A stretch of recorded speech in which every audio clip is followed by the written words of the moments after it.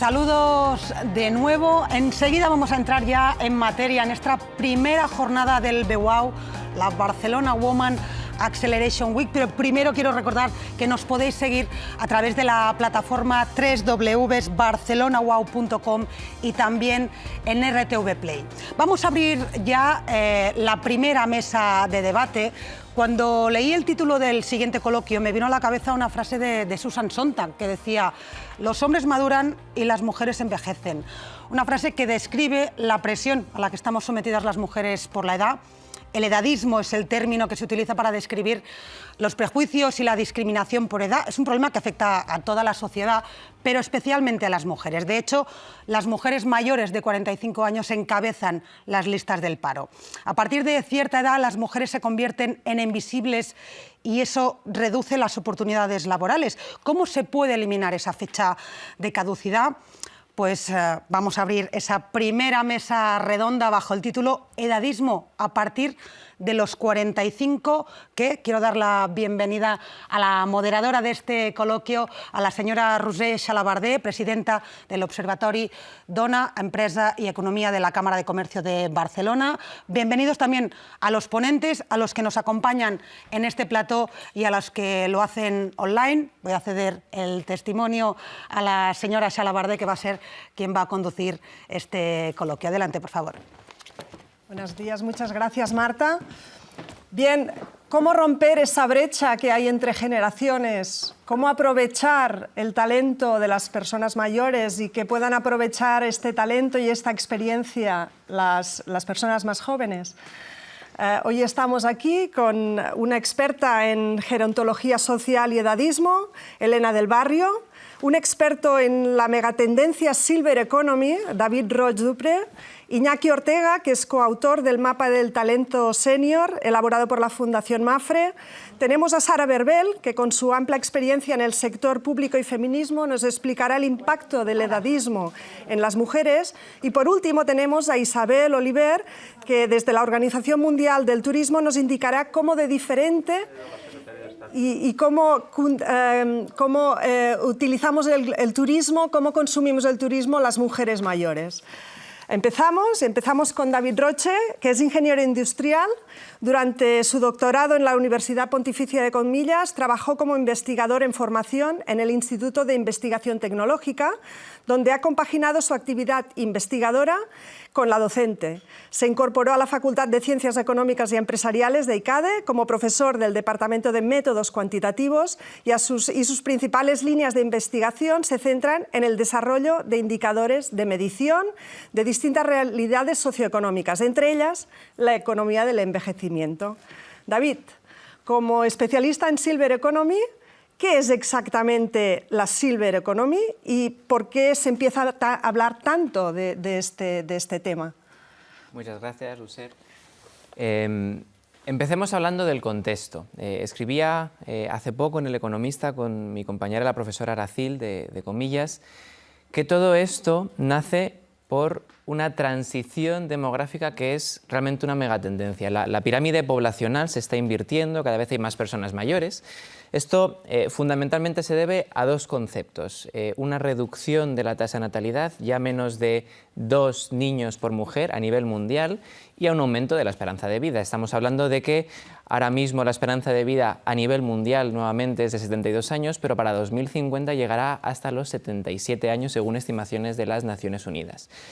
Esto desde luego es una megatendencia en la que van por delante los países más desarrollados, con Japón a la cabeza, los países mediterráneos siguiendo muy de cerca, con España e Italia pisando los talones, pero desde luego cada vez irá afectando a más y más países.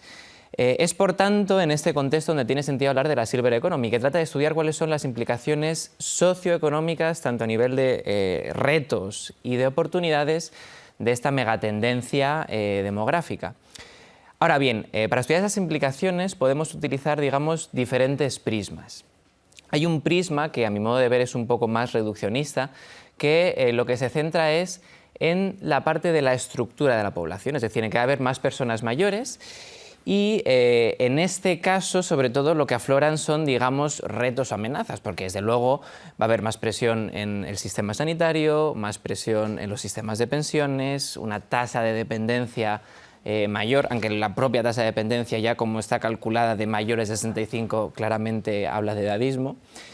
Pero a mí me gusta hablar o utilizar más el prisma de la economía de la longevidad, que es un término acuñado, pues entre otros, por el prestigioso economista Andrew Scott de la London School of Economics, que pone el foco en que vamos a vivir más años, vamos a ser más longevos. Por tanto, es un proceso de toda la vida. Ya no es solamente un problema que atañe a los mayores o que tiene que ver con los mayores, sino que nos atañe a todos. Y aquí es donde verdaderamente surgen las oportunidades. De hecho, ya empieza a haber estudios que hablan del dividendo de la longevidad, que no es más que el hecho de que vayamos a vivir más años, de que haya más esperanza de vida, puede implicar, si los retos se gestionan bien, beneficios económicos. El propio Scott, que antes mencionaba, ya ha echado números, por tiempos no vamos a entrar ahora en ellos, pero son muy interesantes.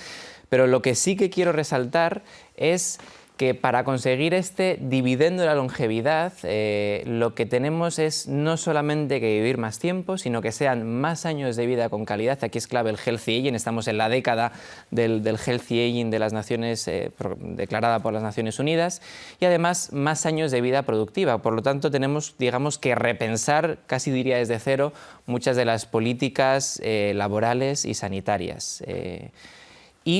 Digamos, por tanto, esto incluye a diferentes actores, tanto a gobiernos como a empresas, como a nivel individual.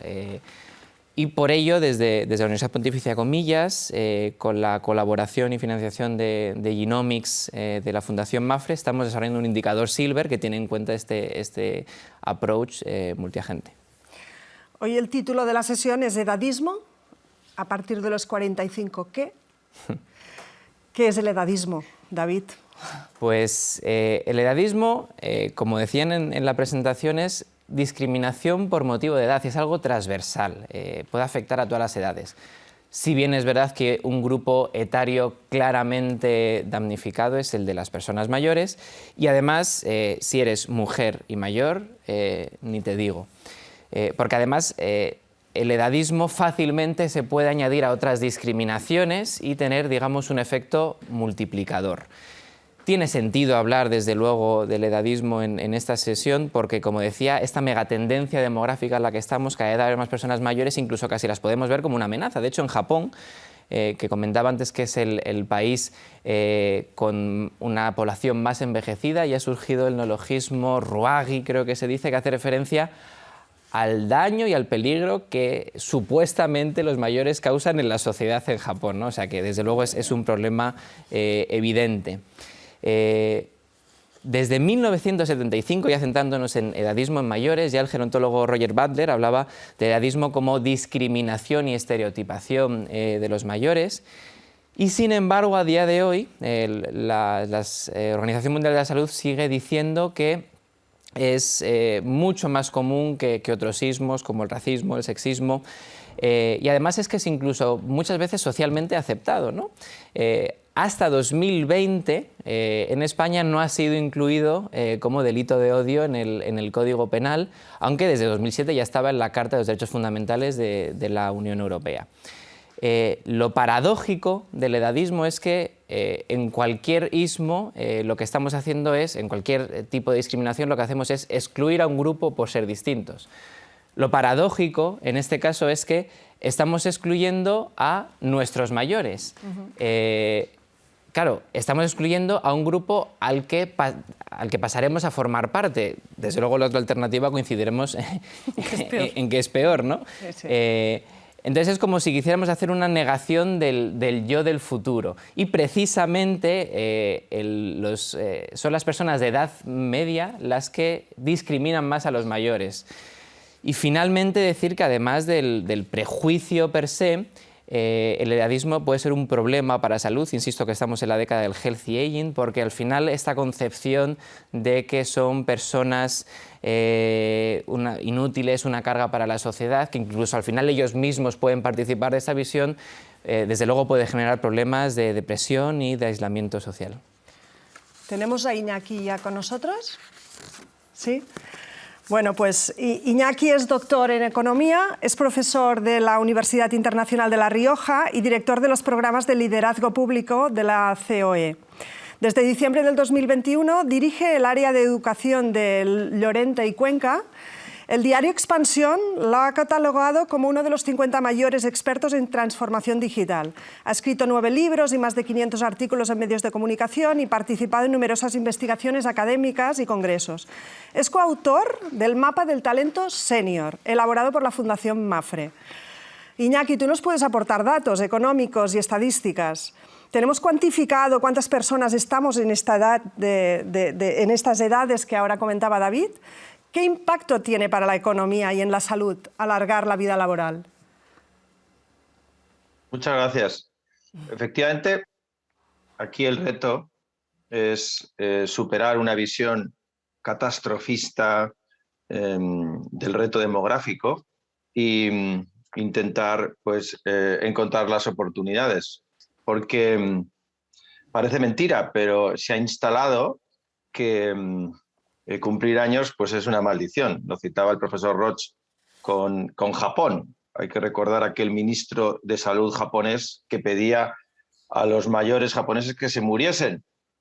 Moriros ya, porque sois un gasto para la sociedad. Bueno, pues nosotros no hemos llegado a esa situación, pero de algún modo, y la pandemia no ha ayudado, pues se ha instalado una visión alrededor de la vejez como un problema.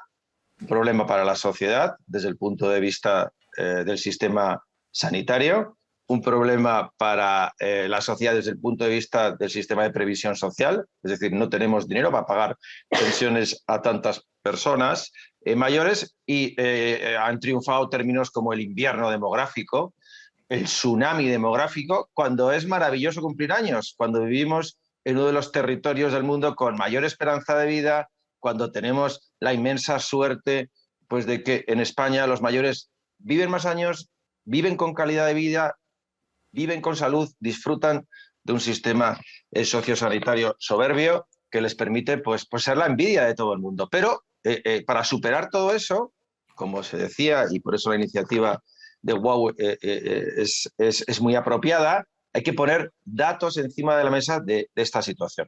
Somos muchos. Hay muchas personas que superan los 45 años en España, somos muchos. Las estadísticas oficiales y el consenso internacional sitúa a los mayores a partir de los 55 años. Eso es importante. Es decir, las personas adultas mayores son aquellas que superan 55 años. Hay que coger un consenso, hay que coger una convención en una cifra para poder medirlo. 55 años. ¿Por qué 55?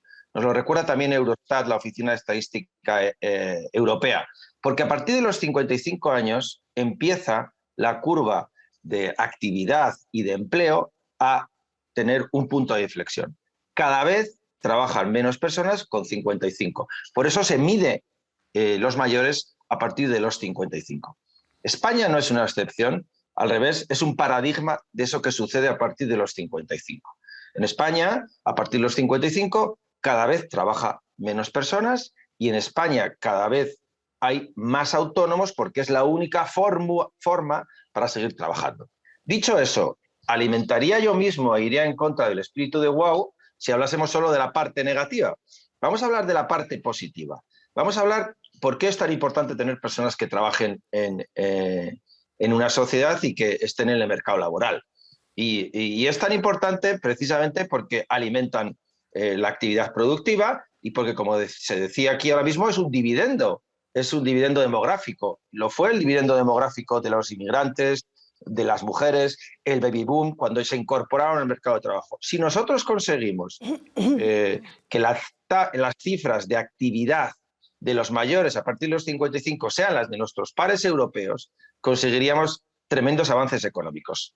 Pero aún así, vamos a poner los datos, porque los datos nos dicen, y esta es la buena noticia, de que hay 4 millones de seniors trabajando en España, forman parte de la población activa.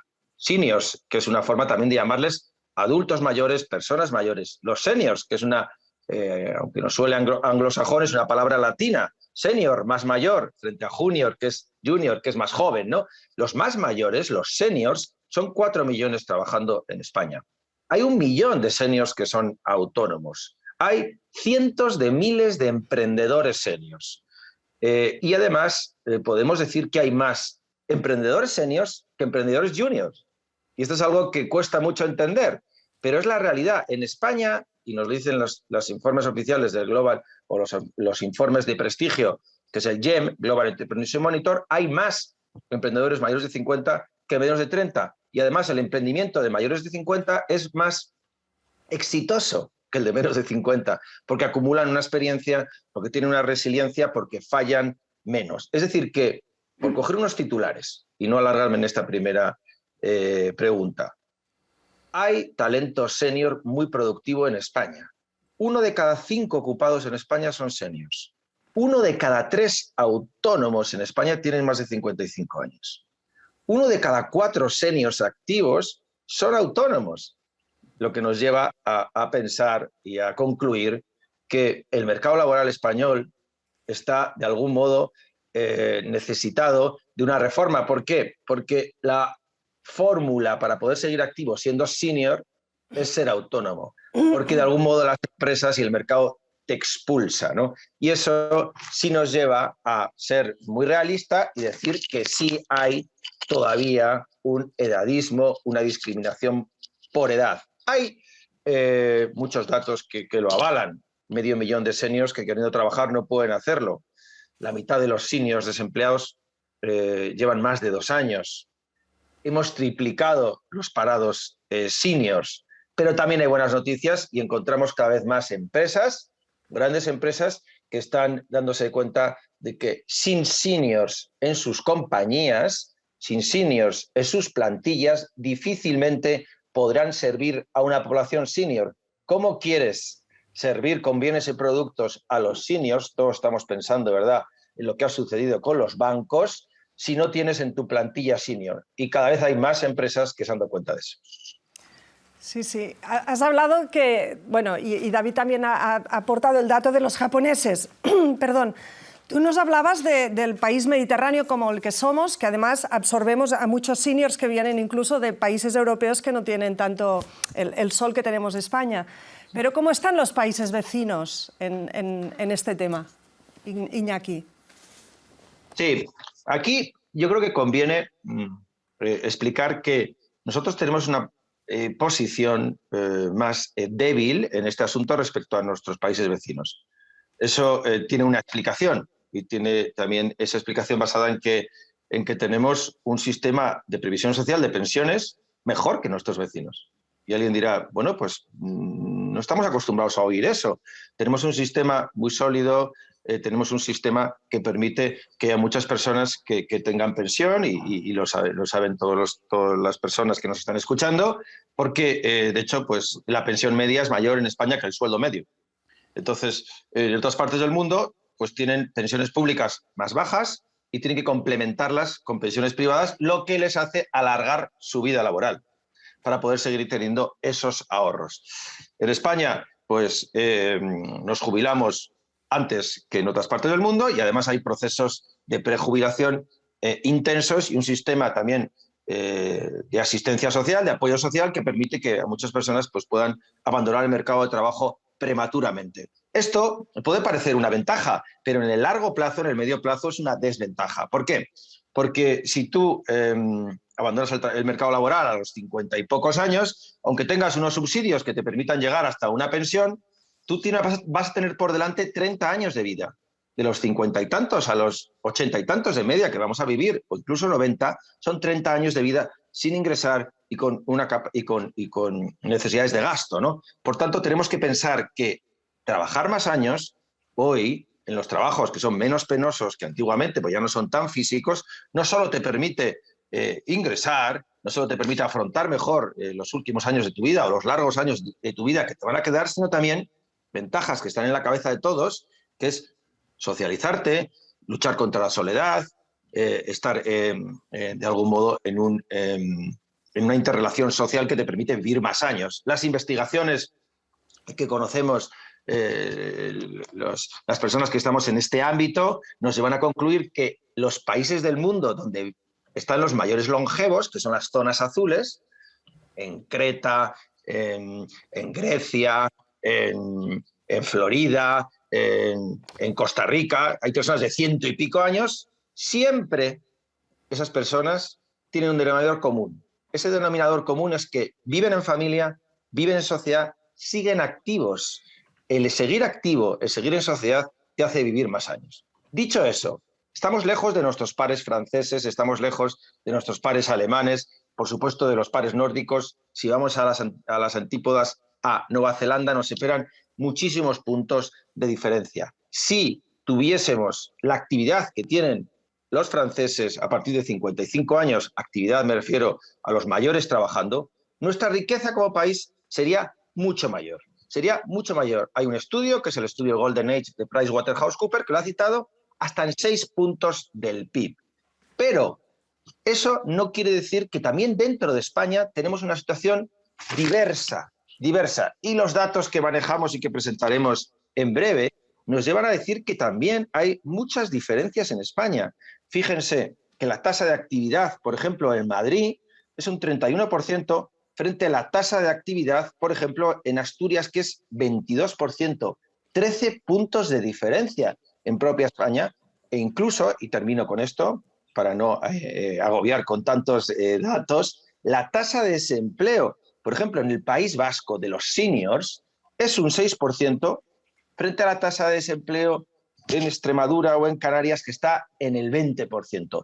Todavía tenemos un reto para conseguir un país más inclusivo, y esa inclusividad no solo consiste en mirar a nuestros vecinos, sino mirar hacia adentro y saber que tenemos un reto para que más senior trabajen, por supuesto siempre en condiciones que les permitan seguir pues manteniendo una actividad digna y además que pueda aportar a su futuro y al del país.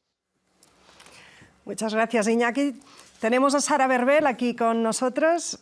Es doctora en Psicología Social por la Universidad de Barcelona. Actualmente es gerente municipal del Ayuntamiento de Barcelona.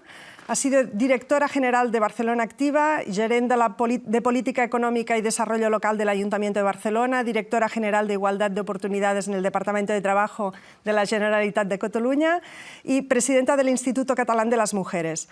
Entre otros, es autora del libro Directivas y Empresarias, Mujeres rompiendo el techo de vidrio, y coautora de Imbatibles, la edad de las mujeres, sobre una contranarrativa necesaria en la madurez femenina. Sara, ¿es cierto que la madurez afecta diferente a hombres y mujeres? Buenos días. Lamentablemente tengo que contestar que sí y decir que coincido completamente con lo que han comentado mis compañeros. En el caso de ser mujer aún se profundiza más esta dificultad o las diversas problemáticas que han expuesto. Sencillamente porque se suma a otras discriminaciones que las mujeres ya arrastramos a lo largo de los siglos por el rol que se nos impone. La brecha salarial, por ejemplo, la dificultad de acceder a puestos de decisión, la dificultad de salir de algunas profesiones muy concretas que están en los eslabones más bajos de la carrera profesional. Hoy es el día 8 de marzo y creo que es un momento en el que las mujeres y muchos hombres que son aliados reivindicamos todavía estas desigualdades, pues resulta que el edadismo se suma con una fuerza tremenda a toda esta base en la que ya vivimos.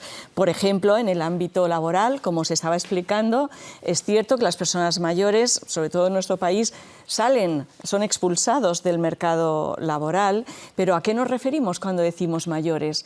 Pues es que en el caso de las mujeres, mayores es más de 45 años.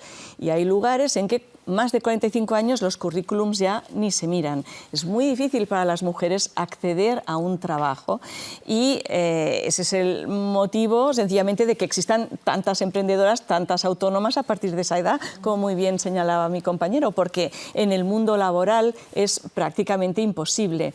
Así todo, los niveles de paro se multiplican y lo que es más grave es el paro de larga duración, que está ocupado fundamentalmente por mujeres y que es el que nos conduce a la pobreza. En estos momentos, 3 de cada 4 personas que hay en el mundo pobres son mujeres. Y aquí estamos en más de un 60%, o sea que más o menos estamos cerca. Esta pobreza y este nivel de precariedad también lleva a más posibilidades de violencia, porque obviamente en el mundo que está establecido según jerarquías estás en el nivel más bajo y por tanto la violencia estructural como la violencia entre relaciones entre hombres y mujeres, como todos tipos de violencia, es más fácil que se sucedan así. Esto ocurre por diversos motivos.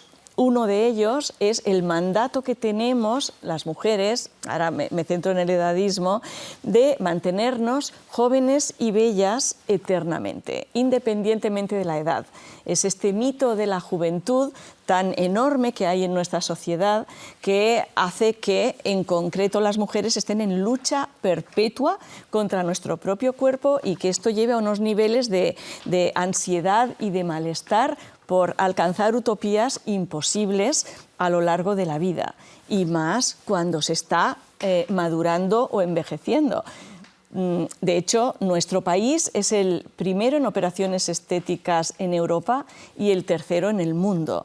Esto nos está hablando de una falta de autoestima colectiva de las mujeres, porque son fundamentalmente las mujeres quienes acuden a operaciones estéticas, aunque también los hombres, pero sobre todo mujeres, nos lleva a un déficit en la autoestima y a esta lucha y batalla constante contra nuestro cuerpo, porque es imposible permanecer jóvenes y bellas de acuerdo a la belleza actual, porque lo que es importante es dar un cambio y que se encuentre belleza y atractivo en todas las edades, en función de la edad que se esté viviendo. Pero esto ahora mismo no pasa.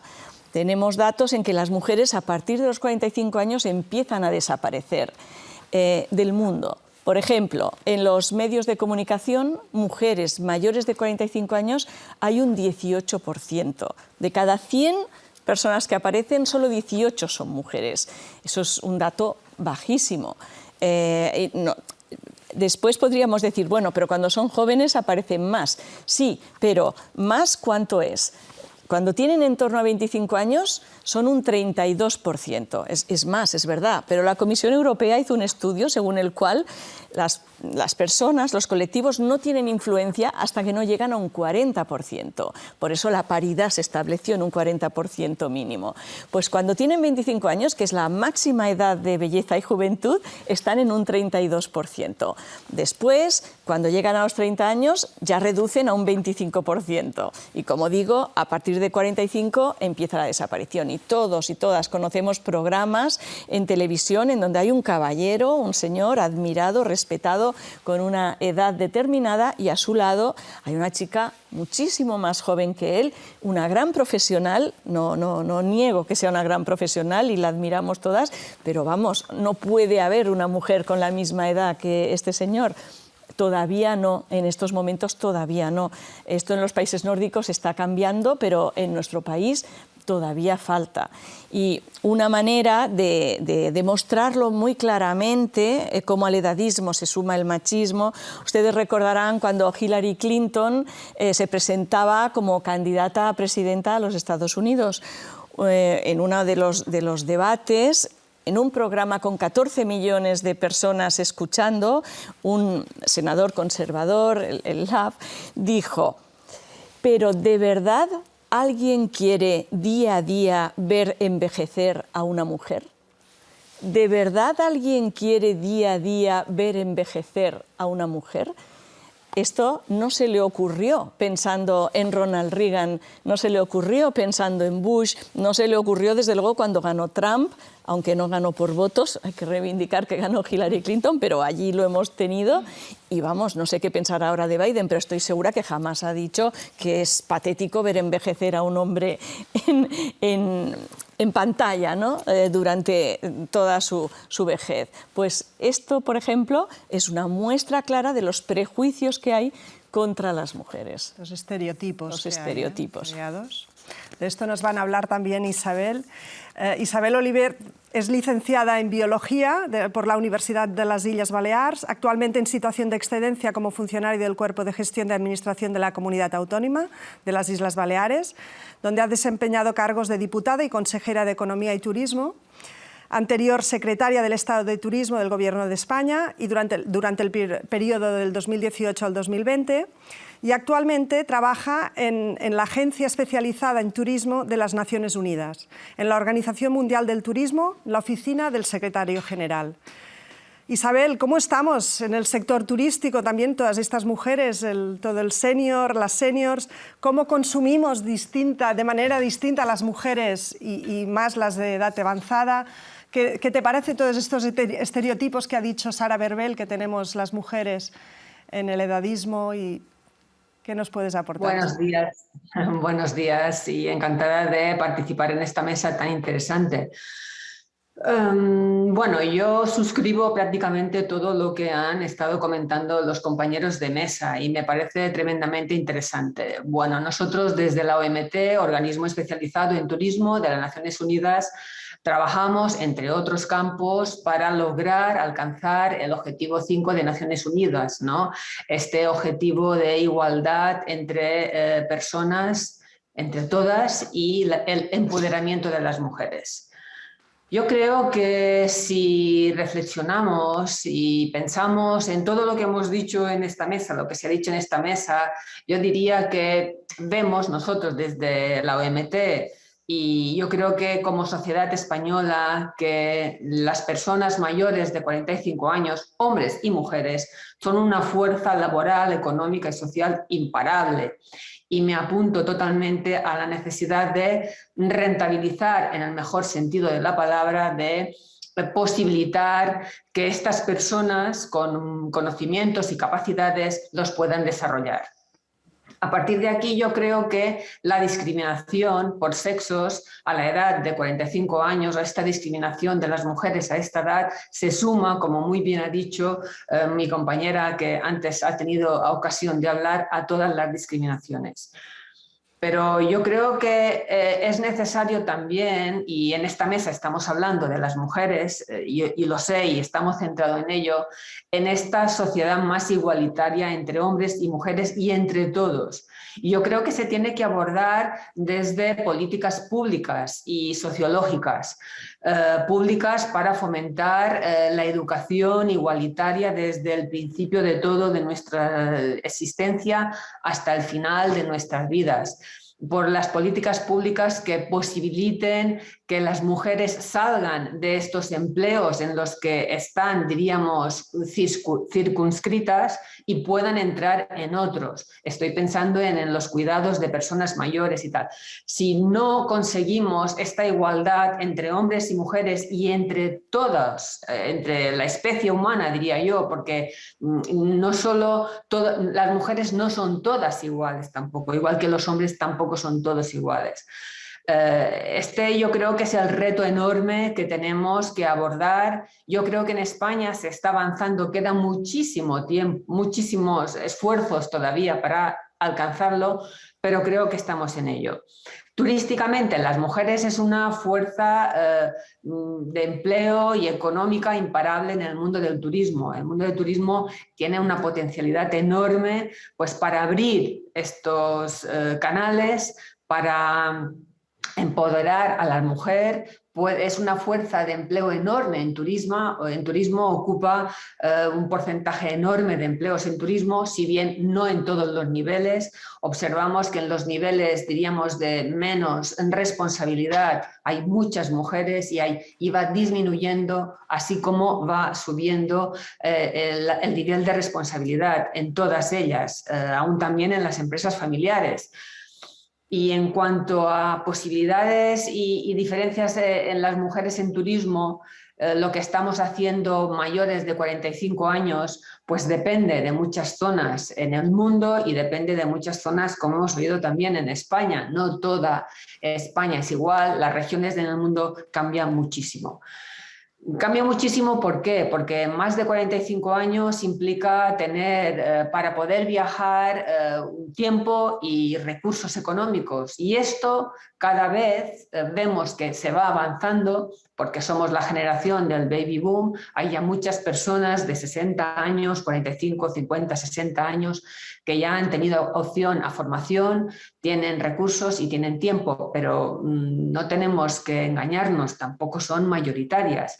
Sí se observa en estudios que se han hecho que las personas, las mujeres de más de 45 años con posibilidad de viajar, investigan muchísimo antes de salir de su país, de sus casas, para ir al destino requerido. Investigan más, pero yo creo que no hay una diferencia a lo mejor enorme entre sexos en este sentido, aparte de a lo mejor esta investigación más exhaustiva, de tener todo como más controlado.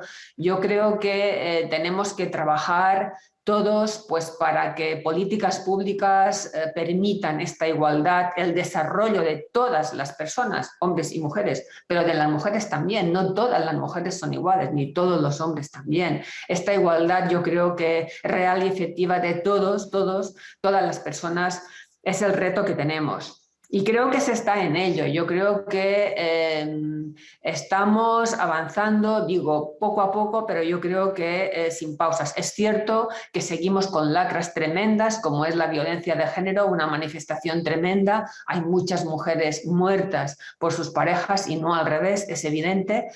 Y en esto hay que influir con políticas, con empleo, con recursos públicos también, y con organización nuestra, con la organización de mujeres, que nos unamos y que trabajemos, pues, para que estos estereotipos que también se han definido hace unos momentos se puedan ir borrando. Y yo creo que no la forma de borrar, de sumar la parte masculina a estos estereotipos. Cada vez hay más señores, hombres, que se operan, que necesitan de tener un aspecto físico. Yo creo que también las mujeres exigimos más a los hombres en este aspecto. Antes a lo mejor era menos, pero ahora más. En este sentido también se mueven todas estas, ambas partes, ¿no? Unos y unas.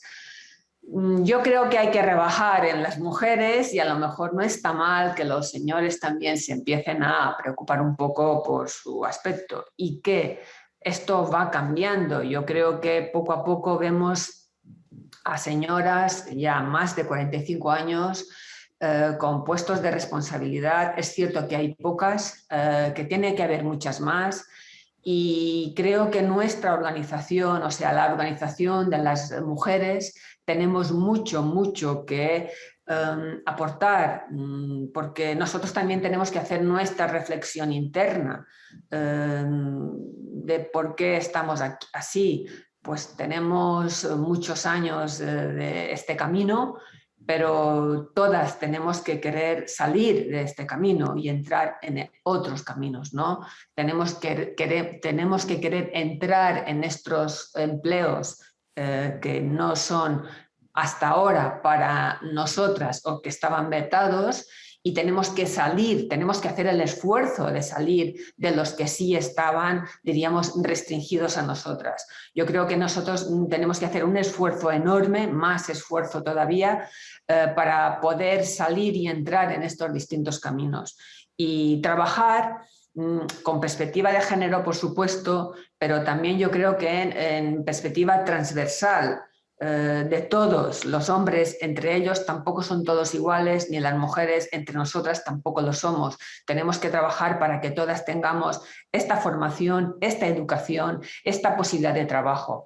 Y creo que en esto, en esta, diríamos, igualdad, o alcanzar esta igualdad, es necesaria también la transparencia. ¿La transparencia para qué? Pues para que en muchas empresas se conozca realmente los requisitos de puestos de trabajo, por ejemplo, el salario de estos puestos, para que se vean estas brechas que a veces ocurren, para superar estos techos de cristal que muchas veces se hablan, y la transparencia, que es una cuestión que en este ámbito de igualdad entre hombres y mujeres a veces no entra o no figura. Yo creo que sí que es importante, porque a veces es que está silenciado Estamos silenciadas. Entonces, para salir de este silencio, la transparencia en las acciones, en las empresas, donde figuren claramente relaciones de puestos de trabajo, requisitos de puestos de trabajo, remuneración de puestos de trabajo,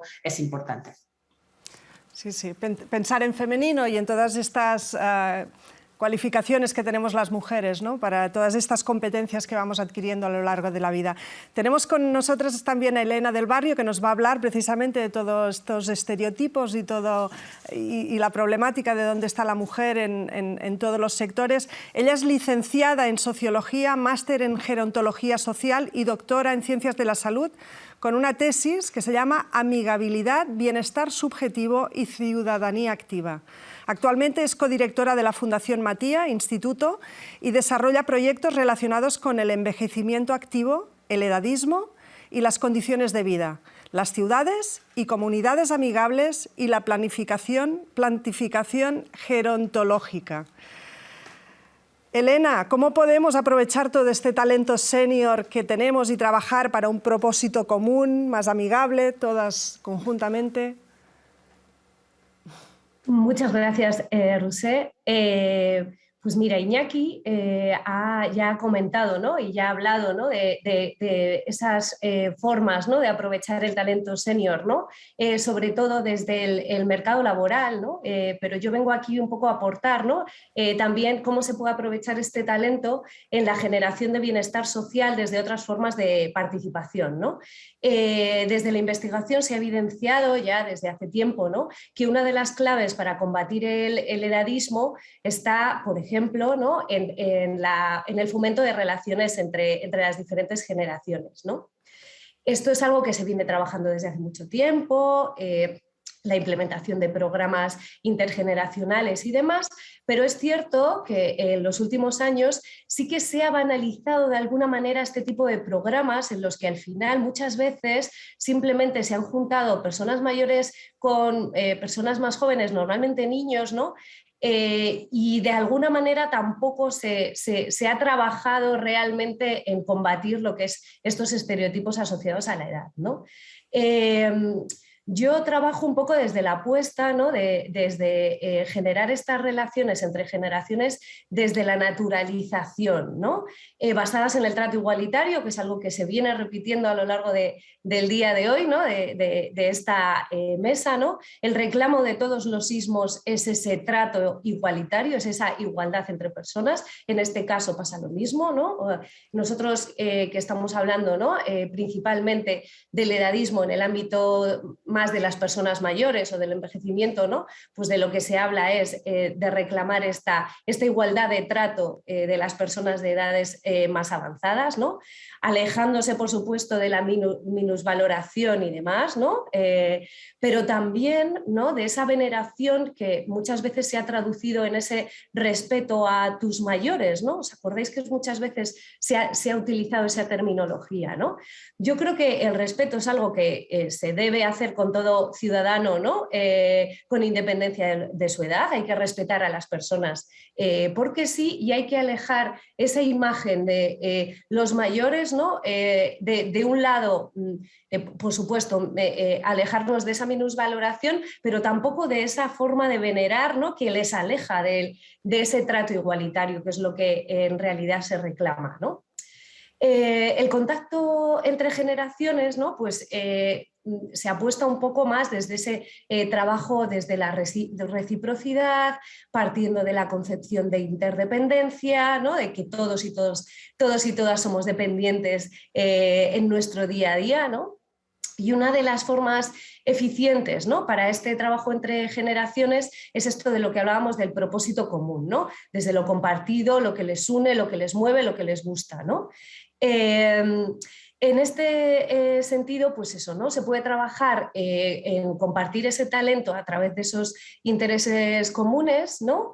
Y pues en muchos casos ese propósito común se puede enmarcar en iniciativas, ¿no? o movimientos de transformación social, ¿no? Las personas mayores vienen reclamando, sobre todo las nuevas generaciones de personas mayores, un espacio, ¿no?, en el mundo, y en este caso un espacio social donde desempeñar su rol activo, ¿no? Yo, por ejemplo, llevo trabajando ya unos cuantos años, ¿no?, en lo que es el movimiento de amigabilidad que comentabas al presentarme, ¿no?, que es este proyecto o este movimiento de amigabilidad que emerge de la Organización Mundial de la Salud. Lo que busca es la mejora de entornos tanto físicos como sociales para facilitar el día a día, ¿no? Este proyecto o proceso emerge un poco pensando en que cada vez vivimos en entornos más urbanos, ¿no?, y cada vez hay más población envejecida, y uniendo esas dos tendencias, la OMS decide poner en marcha este movimiento, ¿no?, en favor de que esos entornos que normalmente son hostiles, ¿no?, para las personas que envejecen, cómo mejorar esos entornos, pero desde el protagonismo activo de las propias personas, ¿no? Pero es verdad que en este tipo de proyectos se trabaja desde alguna manera la generación de estos entornos para todo tipo de personas, ¿no?, y de hacerlos amigables para personas de edades avanzadas, niños, madres y cualquier persona en cualquier situación, ¿no? Entonces, lo que se propone es trabajar desde las diferentes generaciones con este propósito común, que es mejorar tu pueblo, barrio o ciudad, ¿no? Y en este sentido, por ejemplo, nosotros hablamos, ¿no?, de esa promoción de ciudadanía activa, ¿no?, desde la participación en la toma de decisiones de un entorno, ya sea tu pueblo, tu barrio, ciudad, ¿no?, para avanzar así hacia una sociedad para todas las edades. Sí, hemos hablado de problemas, de lo que es el edadismo, tenemos que buscar un poco de soluciones, pero yo os quería plantear, ¿qué pensáis de la generación tapón? Has hablado de Japón, que las personas mayores ya son como un estorbo, el edadismo.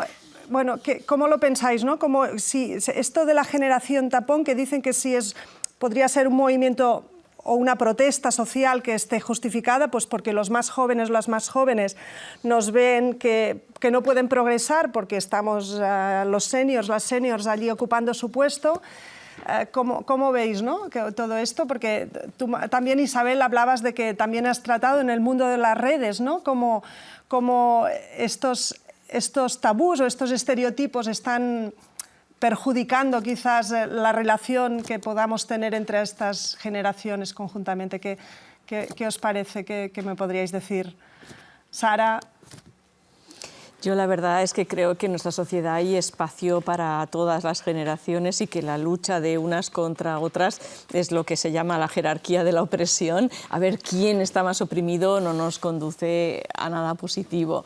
Yo lo que creo es que hay espacio de sobra para el talento de todas las personas. Como antes se ha señalado, hay que aprovechar todo el talento de las personas mayores, que son en estos momentos realmente las que están más a un lado, y especialmente de las mujeres, como hemos estado comentando. No creo que en ningún caso sean estas personas las que están quitando o impidiendo que otras personas jóvenes suban, ni muchísimo menos, pese a que la juventud tiene sus propias preocupaciones y sus luchas que hacer, eso seguro. A mí lo que sí que me gustaría, solo un apunte, es no quedarnos con la idea de lo duro y lo problemático que es el edadismo, sino, como antes ya se ha apuntado, aprovechar para decir que hay opciones. Que, por ejemplo, en el caso del edadismo en las mujeres, tenemos que ir hacia una contranarrativa de todos estos prejuicios. Se dice de las mujeres mayores de 45 años, pues en estos está menopáusica, está histérica, las hormonas le han saltado por los aires, acaba de cuidar a sus hijos y ahora empieza a cuidar a las personas mayores, va a provocar muchas bajas, va a faltar mucho al trabajo. Tenemos que hacer una contranarrativa, todas las personas que estamos aquí, y empezar ya a hablar desde hoy de mujeres que son visibles, que son grandes profesionales, que son buenas políticas, que son eróticas, porque no hay evidencia científica que demuestre que las mujeres dejan de desear ni que dejen de ser deseables. Por tanto, tenemos que elaborar esta contranarrativa que, como antes señalabas, un grupo de profesionales hemos escrito un libro en torno a eso que se llama Imbatibles, la edad de las mujeres, porque trata de mostrar en cada uno de los capítulos la contranarrativa que debería existir. De hecho, hay un capítulo de hombres que consideran a las mujeres mayores de 45 años como valiosas y que aportan mucho talento, y también está escrito. Y luego hay un segundo punto que considero indispensable, y es la admiración. De la misma manera que vemos con admiración hombres que han construido sus carreras y que llegan a ser ancianos, a ser mayores, y los vemos admirables, no nos pasa lo mismo con las mujeres. Y creo que debemos también en los coloquios como este de hoy hablar de mujeres con admiración, citar sus nombres, explicar lo que han hecho, más allá de Marie Curie y de Frida Kahlo, que creo que son las dos que más se recuerdan, mujeres actuales, porque a la que hay admiración habrá oferta de espacios en los medios de comunicación, en los trabajos, en todas partes. Creo que esa es una de las claves, además de que si luego queréis que hablemos de medidas concretas que se pueden poner en el ámbito social o de la empresa. ¿Qué nos dices tú, David?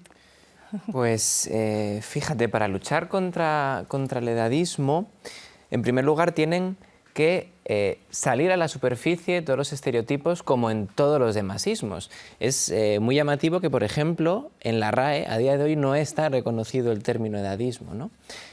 Hablando de la parte de edadismo en el mundo laboral, favorecer las plantillas intergeneracionales. Y como diría aquí la profesora Eleonora Barone, una plantilla no es intergeneracional por el mero hecho de que, por lo que sea, están confluyendo diferentes generaciones, sino que estén diseñadas conscientemente para poder obtener los beneficios de esta intergeneracionalidad. Además, ayudaría este contacto a tirar un montón de estereotipos. Se me viene a la cabeza una película no muy antigua de Robert De Niro, El becario, en el que,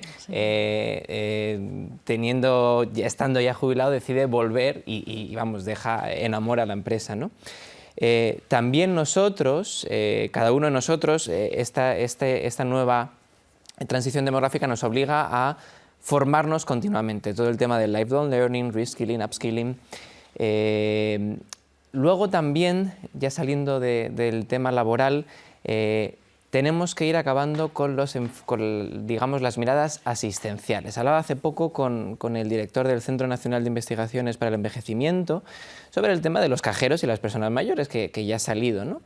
Y al final él me decía, mira, la clave está en la mirada asistencial. Si al final empezamos a significar determinados grupos etarios, en este caso mayores, con una serie de carencias, esa discriminación, aunque pudiera ser positiva, acaba siendo exclusión. ¿Y cuántas veces en los medios de comunicación las personas mayores son aquellas personas vulnerables, alejadas de la realidad, dependientes? Y finalmente, favorecer este contacto intergeneracional que se ha perdido muchas veces, y una cosa que a mí me toca mucho es que los niños pasen tiempo de calidad con sus abuelos, porque esto ayudaría a que tengan una imagen mucho más saludable hacia ellos. Sí, sí, esto nos hablaba también Iñaki, ¿no? de cómo anteriormente pues, las personas mayores envejecían en sus casas y ahora están en las residencias. Tanto, Elena, tú nos podrías aportar, ¿no? Porque está... bueno, con la relación, en relación al trabajo que tú estás teniendo ahora, ¿no? Esta amigabilidad que antes teníamos en las familias, ahora pues las personas mayores ahora lo están tratando en las residencias en las que igual nosotras algún día tendremos que ir, pero tú habías estudiado también en las redes, ¿no? Isabel, un poquito que habían todos estos tratos desiguales y estos calificativos peyorativos en las personas que estábamos, y en las mujeres sobre todo. Isabel. Bueno, yo creo que esto es... el tema de las redes es un tema complejo, es un tema importante, pero no es absolutamente mayoritario, pero está ahí y hay que prestarle atención. Yo creo que, y vuelvo un poco a lo que decías tú, el tema del tapón, yo también suscribo totalmente que hay espacio para todos. No es que haya espacio, es que todos somos necesarios para salir adelante, para sacar adelante nuestra ciudad, nuestro país, económicamente, socialmente. Creo que esta interrelación entre seniors, que decíais vosotros, y personas más jóvenes, generaciones más jóvenes, es absolutamente esencial. Y creo que para poder admirar a personas es necesario que lleguen a puestos visibles para que puedan ser admirados. Entonces estamos en este círculo, ¿no? Romper el techo, llegar a puestos visibles, siendo aún mayores. Y este es el reto en el que estamos trabajando y no valorar el aspecto físico tantísimo ni nada, sino valorar otros aspectos, ¿no? O para todos al menos, digo yo. Si lo valoramos para unos y tienen valor realmente, yo creo que demasiado, también valorarlo para todos. Claro. Me ha llamado mucho la atención, yo no lo conocía, ¿no? Esto de a quién quiere envejecer, ver envejecer a la señora Clinton. Y quién quiere envejecer, ver envejecer a cualquier señor mayor, por muy brillante que sea. Yo creo que también en esto las mujeres tenemos que tener posiciones muy claras, ¿no? Porque a veces no dar cancha a este tipo de acciones. Nadie, nosotros tampoco, y preocuparnos de ello, pero también de los demás. Yo creo que hay mucho trabajo por hacer, creo que hay que poner en puestos, hay que significar a estas personas, mujeres, que pueden ser referentes, de referirnos a ellas también con admiración y posibilitar sobre todo que lleguen más mujeres a puestos donde puedan ser reconocidas, conocidas y se les vea pues sus aptitudes independientemente de su aspecto físico, como pasa ahora con las personas. Sí, Elena, tú ahora nos puedes decir esto, lo que he dicho, ¿no? Cómo está en las redes, y luego nos quedan 8 minutitos. Quiero que, Iñaki, nos valores un poquito toda esta economía que vendrá de esta generación que estaremos allí. ¿Elena? Vale, sí, Roser, ¿me oyes? Sí. Sí. Sí, fue conmigo, estuvimos hablando, ¿no? El tema de redes sociales, ¿no? Dentro del ámbito un poco de cómo, sobre todo, ¿no? La crisis de la COVID había puesto también en evidencia, ¿no? Pues, muchas cosas o muchas deficiencias de todo nuestro sistema, pero también cómo se había exacerbado el edadismo y la discriminación por edad, ¿no? En este sentido, bueno, pues ya la crisis sanitaria, ¿no? que hemos sufrido, pues ha puesto a la vejez en el debate social, político, incluso ético, ¿no? Y se han hecho visibles muchas cosas. Recuerdo, por ejemplo, en medios de comunicación, ¿no? Las primeras, cuando se hablaba al inicio, ¿no? de todo este problema, incluso se hablaba de que esta crisis o esta COVID solo era como una especie de gripe, que lo que iba a afectar era solo a las personas mayores y que iban a morir algunas cuantas personas más de lo habitual, pero le quitaba de alguna manera peso, ¿no? Como si la vida de las personas mayores fuera menos valiosa, ¿no? También ha habido muchos ejemplos de paternalismo, ¿no? En torno a qué es lo que debían hacer o no las personas mayores y, por supuesto, casos flagrantes ya de discriminación, ¿no? En torno, pues en muchos casos, de acceso al sistema de salud pública, ¿no? Se ha analizado mucho este resurgimiento del edadismo por causa de la crisis de la COVID, y esto, por ejemplo, en este del conflicto un poco entre generaciones, por ejemplo, donde se vio fue claramente en las redes sociales, ¿no? Y cómo afectaba en el aumento entre la brecha de generaciones. Por ejemplo, en Twitter, ¿no? Hubo algunos hashtags que fueron tendencia, ¿no? Es probable que todos o que conozcáis o que hayáis oído hablar del OK Boomer, que es un hashtag condescendiente, ¿no? Que es de alguna manera eslogan de los millennials, ¿no? Que sienten que los baby boomers, ¿no? Están fuera de la realidad, que están pasados de moda, que son anticuados, conservadores, ¿no? Y que están de alguna manera retrasando el progreso, ¿no? Y está ese OK Boomer que muchos utilizan de manera condescendiente, pero además en la crisis emergieron otros como Boomer Reboomer o Grandma Killer, ¿no?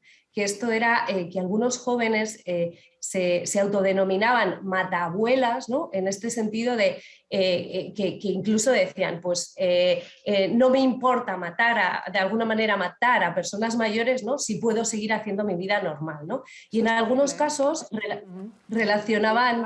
Las redes son terribles. Perdona porque, Elena, se nos está terminando nuestro tiempo y quería preguntarle a Iñaki si cree que realmente la economía se va a beneficiar de que nosotros estemos consumiendo y participando de la economía durante nuestro senior, nuestra etapa senior. Duda. Solo hay que leer los datos. Solo hay que leer los datos, tan sencillo como eso, porque hoy la mitad del patrimonio en España está en manos de los mayores de 55 años. Hoy prácticamente la mitad del consumo tiene su origen en los mayores de 55 años. Incluso pues, nuestros colegas del Centro de Investigación en Envejecimiento de la Universidad de Salamanca con Oxford Economics lo han tasado en 1 de cada 3 euros del PIB español viene de los mayores. Es una inmensa oportunidad para España. Hay pocos territorios en el mundo que tengan esta esperanza de vida, un sistema sociosanitario como el que tenemos, una apertura al exterior gracias al turismo. Podemos perfectamente ser la capital del mundo, el territorio del mundo de referencia en la economía senior y eso tener unos dividendos, digamos, unas externalidades increíbles. Pero nos toca también tomar decisiones y yo quiero terminar con las decisiones que hay que tomar en el mercado laboral. Aquí hay una parte coral, no solo depende del gobierno. Los gobiernos tienen que hacer muchas cosas, por supuesto, tienen que cambiar las normas que son edadistas, tienen que bonificar. Las empresas tienen que darse cuenta de que los clientes van a decir que no a las empresas que no tengan mayores trabajando con ellas. Pero también los propios sindicatos, los representantes de los trabajadores y los seniors tienen que darse cuenta que no podemos aceptar y asumir, por muy bueno que parezca, el retiro a los 50 y tantos años, porque son 30 o 40 años por delante y que son absolutamente insostenibles, no solo para el país, sino para ti mismo, porque se vive mejor en sociedad, se vive mejor con ingresos, se vive mejor cuando trabajas. Muy bien, pues muchas gracias. El bienestar de todas y de todos depende de que nosotras sigamos trabajando y sigamos en nuestra labor de continuar preocupándonos porque la economía y la sociedad sea cada vez mejor. Muchas gracias a todas y a todos y adelante, seguimos en el crecimiento de nuestras capacidades. Muchas gracias. Muchísimas gracias a todos los ponentes por vuestras aportaciones, por el análisis y a la señora Xalabarder por haber conducido este debate. Se han dicho cosas muy interesantes, ha sido un lujo escucharos a todos. Lo importante que es poner fin al edadismo, porque hay que poner en valor que las mujeres a partir de los 45 años son, se ha dicho, una fuerza laboral imparable y esto hay que aprovecharlo. Y para poder aprovecharlo, porque esto también es riqueza económica, hay que acabar con prejuicios, hay que acabar con estereotipos y acabar con todo esto, acabar con el edadismo es un paso también que nos acerca a poner fin al machismo porque desgraciadamente van muy unidos. Se han dicho muchas cosas interesantes. Ha habido un momento en el que se ha puesto encima de la mesa esa exigencia en el físico de las mujeres. Una clave para poder reducir esa presión es rebajar la exigencia en las mujeres, se ha dicho, y también subirla en los hombres, una manera de acercarnos en ese camino hacia el punto medio y sobre todo lo más importante, la admiración, poner en valor a las mujeres, admirarlas, porque esta es la mejor manera de poner fin a esa discriminación que supone el edadismo. Y para poner fin a todo esto es muy importante empezar desde la educación. Esta será una cuestión que vamos a abordar en la siguiente mesa de debate. Vamos a hacer una pequeña pausa y volvemos enseguida. Hasta ahora.